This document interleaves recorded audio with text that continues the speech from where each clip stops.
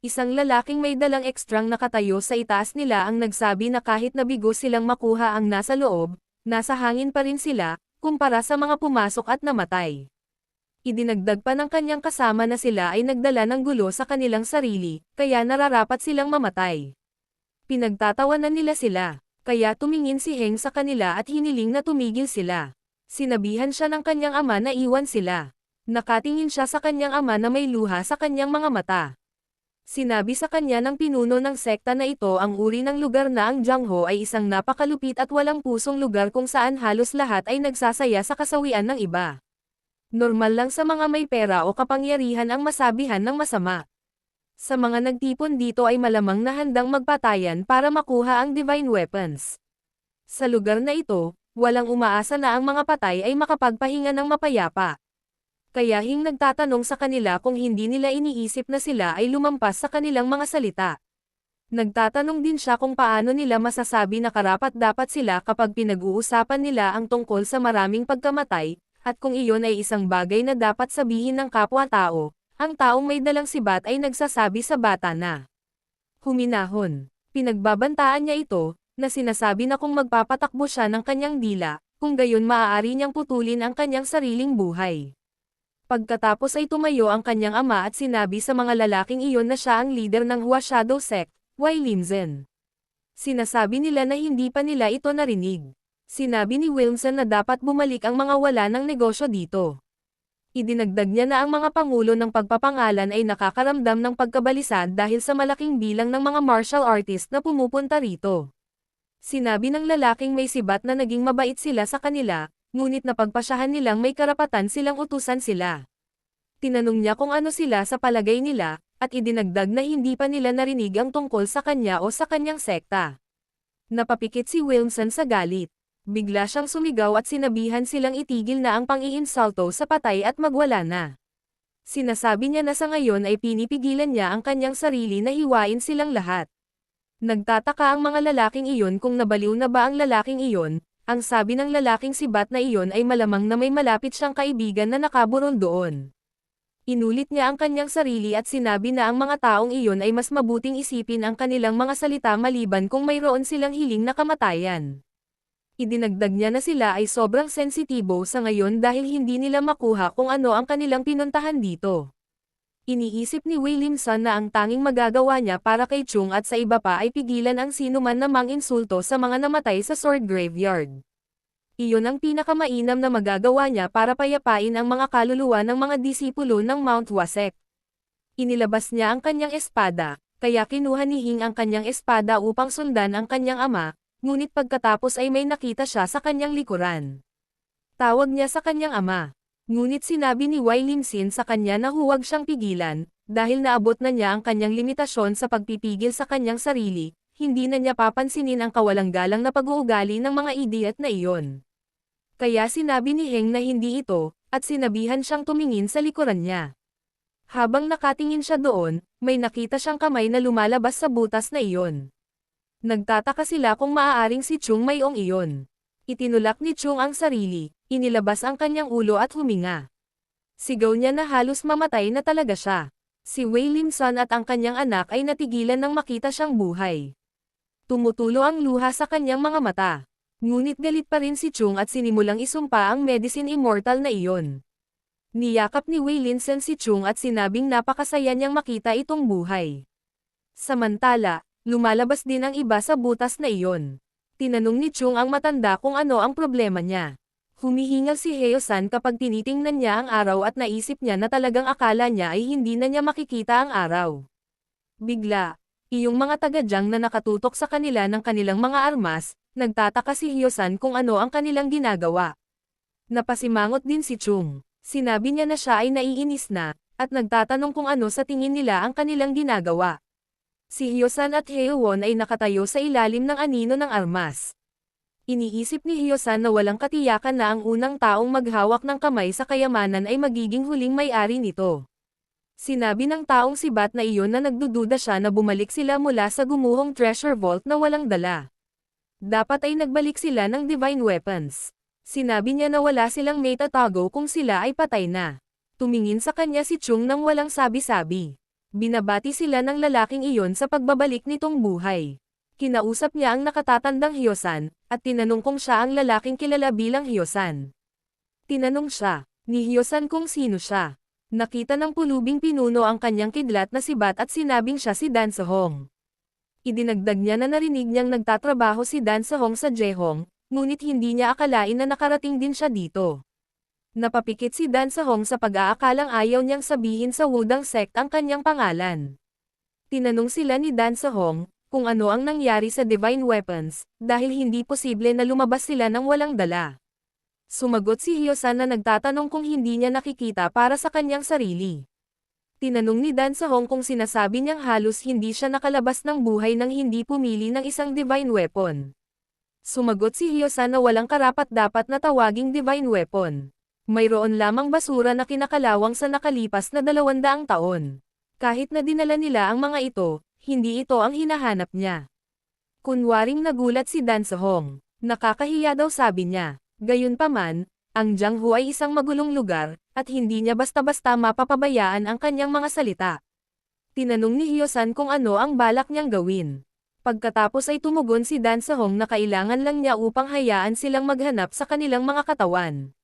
Dagdag pa niya, kung wala silang itinatago, sigurado siyang papayagan nila iyon. Nagalit si Hyowon sa narinig, at sisigat na sana, ngunit pinigilan siya ni Hyosan. Iniisip ni Hyosan na gusto ni Dan Sehong na sirain ang mga kaugalian sa pagitan ng mga martial artist at pukawin sila. Ang hinihingi niya ay hindi isang bagay na madaling payagan ng isang martial artist. Pagkatapos ng lahat, naganap na ibigay ang kanilang mga katawan sa iba ay ang pagkatiwalaan sila sa kanilang buhay. Tanong ni Hyosan, paano kung tumanggi silang gawin ito? Tumawa si Dan Sehong at sinabing sa palagay niya ay dapat niyang tanggapin na hindi talaga maganda ang mga bagay para sa kanya. Idinagdag niya na ang lahat ng mga ito ay dapat na maubos mula sa pagbabalik ng buhay.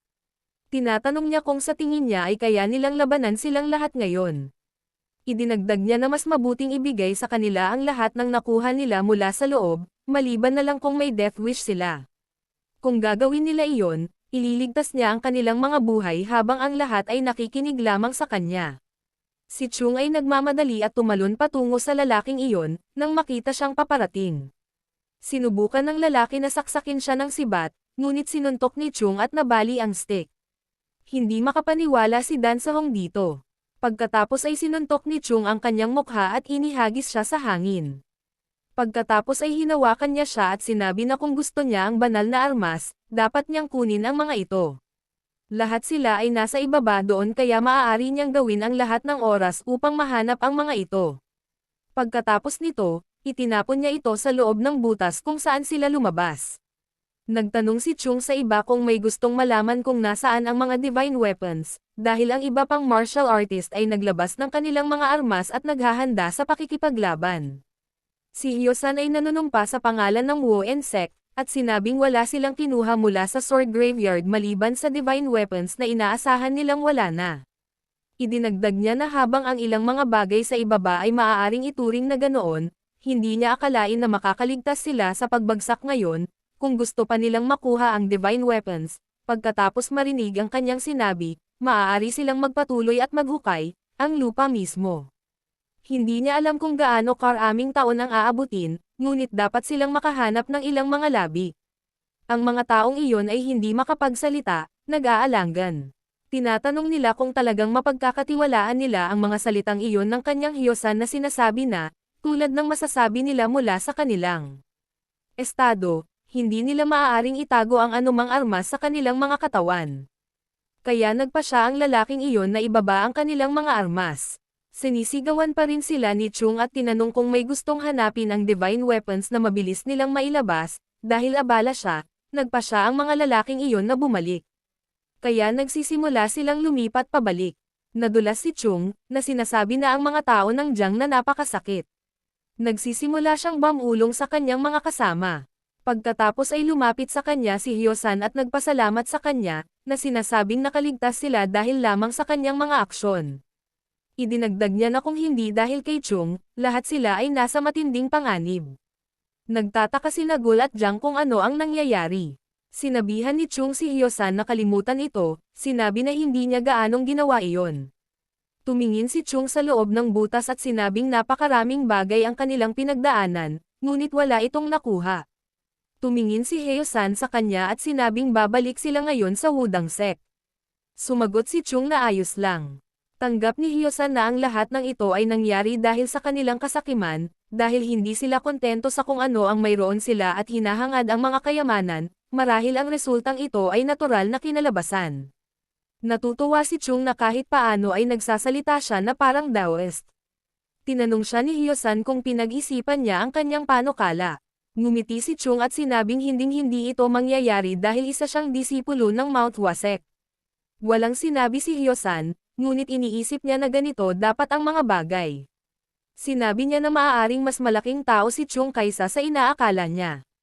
Sumagot si Chung na lahat sila ay Taoist. Sinabi ni Hyo-san na maaalala ng Wu-En Sect ang Mount Hua Sect. Sana hindi sila magkaaway. Pagkatapos nun, nagpaalam na sila at umalis na. Umalis na rin ang ibang miyembro ng sect. Ngunit ang pinuno ng pulubi na sekta ay nakaupo roon at sinabi kay Chung Mayong na sila ay pagod na makarating kay Loyang at hilingin sa kanya na manatili sila sa Hua Shadow Sect ngayong gabi. Sinabi ni Chung na napakawalan jiya nila kaya hiniling muli siya ng lalaki, na sinasabing pagod na sila na maaari silang mamatay anumang oras. Tuwang-tuwang sinabi ni Wei Lim-san na walang tatanggi sa mga bayani ng sekta ng pulubi. Sinabi niya sa kanila na sumama sa kanya, na nagsasabi na maghahanda siya ng masarap na pagkain at alak upang ipagdiwang silang lahat na bumalik ng buhay. Nagsimulang sumayaw ang mga pulubing iyon at nagpasalamat sa leader ng sect. Lumapit si Chun kay Chung, sinabi na sa huli, wala. Sinabi ni Chung na malamang na inubos ng matandang iyon ang lahat ng mayroon siya 200 taon na ang nakalilipas. Idinagdag niya na ito ay sobrang nakakainis. Pagkatapos ay sinabi niya sa kanila na pumunta dahil kailangan niyang uminom upang patahimikin ang kanyang sarili. At pagkatapos ay mag-zone out. Tinanong siya ni Chung kung paano uminom ng alak ang isang Taoist. Tinanong siya ni Chung kung hindi siya iinom. Pagkatapos ay tumugon siya na pupunta siya habang babalik, naalala ni Chung ang isang alaala mula sa kanyang nakaraan. Hinampis siya ng kanyang senior sa kanyang ulo habang ginagawa niya ang parehong bagay. Tinatanong niya siya kung hindi niya sinabi sa kanya na huwag patulan ang kanyang mga juniors. Samantala, pinagtatawanan siya ng mga junior niya na umiiyak sa sakit. Sinabi ni Chung sa senior brother na sila ang nakipag-away sa kanya. Hinampis siya ng senior brother. At sinabing kailangan nilang mabaliw bago nila gawin iyon. Walang sino man sa Mount Hua Sect ang maaaring manggulo sa kanya, at hindi lang ang kanyang mga nakababatang kapatid. Kahit ang mga bagong dating ay natatakot kay Chung to the point na iiwasan siya. Sinabi ni Chung na, lagi silang humihingi ng tulong sa kanya. Kapag nabugbog sila sa labas, wala silang loyalty. Sinabihan siya ng kanyang senior na sundan siya dahil gusto niya itong kausapin mag-isa. Dinala ni Sahyong si Chung sa gilid ng isang bangin. Habang nakatayo roon, tinanong niya si Chung kung ano ang Mount Hua Sect sa kanya. Tinanong ni Chung kung ano ang random na tanong na iyon. Sinabi niya na hindi ito tulad ng nagmumuni-muni sila. Ngayon, Sahyong rephrases the question and asks what a sect meaning to him. Nag-isip sandali si Jung, at pagkatapos ay tumugon na ito ay mga oddballs na hindi maaaring umangkop sa mundo ng tao at nagpasya na ituloy ang paraan ng Taoismo. Naghahanap ng mga lugar na walang masyadong tao, at napadpad dito. Habang nagtitipon ang mga oddballs, nagtayo sila ng quarters, at habang gumagawa sila ng parami, naisipan nilang magkaroon ng pangalan at nagpasya sa Mount Hua Sect. Tumingin si Sehayan sa kanya ng diretso ang mukha, sinusubukang maghanap ng sagot. Tinanong siya ni Chung kung hindi iyon. Sumasagot siya na maaaring mag-isip si Chung ng ganoon. Gayunpaman, hindi lang iyon. Muli niyang tinawagan si Chung at sinabi sa kanya na ang mga tao ay hindi mabubuhay magpakailanman. Sabi ni Chung na halata naman. Sinabi sa kanya ni Fo Yang na totoo na siya ay ipinanganak na may talento na tumitingin sa kasalukuyang Mount Hua Sect, o marahil sa bawat henerasyon ng Mount Hua Sect, maaaring walang mas talento kaysa kay Cheng. Nagkibit-balikat si Chung dahil pakiramdam niya ay pinupuri siya. Pero sabi ni Sehayan na hanggang doon na lang. Dagdag pa niya, kahit gaano siya kalakas, wala itong pagbabago. Ay, sa huli, May mga bagay na hindi niya kayang abutin at mga lugar na hindi niya maabot ng mag-isa. Tinanong niya siya kung ang kanilang tagapagtatag ay hindi lumikha ng Mount Wasect at piniling mamuhay ng mag-isa, kung naaalala siya ng mundo, at kung ang kanyang kalooban o martial arts ay ipinasa sa mundo. Hanggang ngayon nag-make face si Chung sa pag-aakalang nangungulit na naman si Sahyong. Sumasagot siya na alam niya kung ano ang ibig niyang sabihin, ngunit hindi na kailangang gawin din ni Chung na layunin niya iyon. Kontento na siya sa mabuhay at mamatay lamang sa mundong ito. Wala siyang gustong iwanan. Nakangiting tumingin sa kanya si Shang, bumantong hininga at sinabi na iyon ay dahil kulang pa rin si Chung ng desperasyon. Tinanong ni Chung kung ano ang ibig sabihin nito. Ipinaliwanag niya na balang araw ay gugustuhin din ito ni Chung. Gusto niyang ipagpatuloy ng kanyang mga junior at inapo ang kanyang kalooban at lahat ng mayroon siya. Ganyan ang isang sekta. Ito ay hindi lamang tungkol sa pamumuhay ng magkasama. Ang mas mahalaga ay ipagpatuloy ang kalooban ng iba. Sumagot si Chung na magiging matigas ito. Sagot ni Sahyong na baka mahirapan pa siya.